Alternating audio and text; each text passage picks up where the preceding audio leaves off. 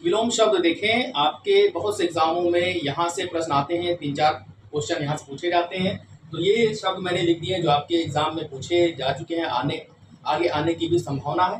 तो विलोम शब्द को हम विपरीतार्थक शब्द भी कहते हैं, प्रतिलोमार्थक शब्द भी कहते हैं, विपर्यायवाची भी कहते हैं, उल्टा अर्थ बताने वाला शब्द भी कहते हैं। इनको भी आप जान लीजिए, नहीं किसी एग्जाम में पूछ लिया कि प्रतिलोमार्थक शब्द लिखिए तो आप कंफ्यूज हो जाएंगे कि ये क्या होता है।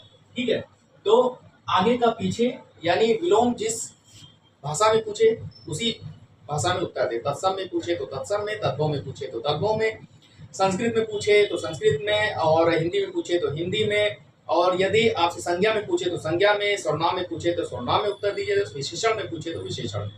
तो आगे का पीछे होता है, अग्र का पश्च होता है। आगे का आप पश्च नहीं कर सकते, अग्र का पीछे नहीं कर सकते।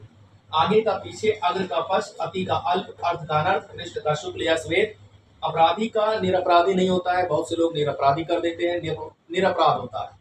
अतिवृष्टि का अल्पवृष्टि या अनावृष्टि होता है, अनुरक्त का विरक्त, अनुलोम का विलोम या प्रतिलोम होता है, अपेक्षा का उपेक्षा, अभिज्ञ का अनभिज्ञ।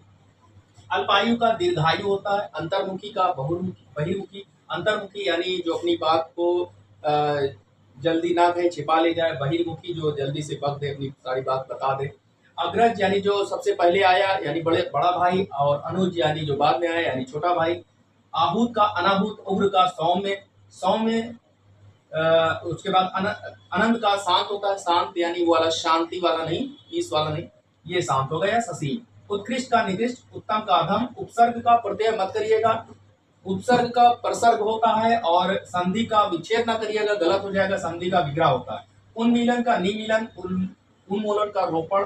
अब देखिए, उन्मीलन का मतलब होता है खिलना, और निमीलन का होता है बंद होना, यानी आंखें खुलना, आंखें बंद होना, पलके गिराना, और पलके खुलना और पलके गिरना।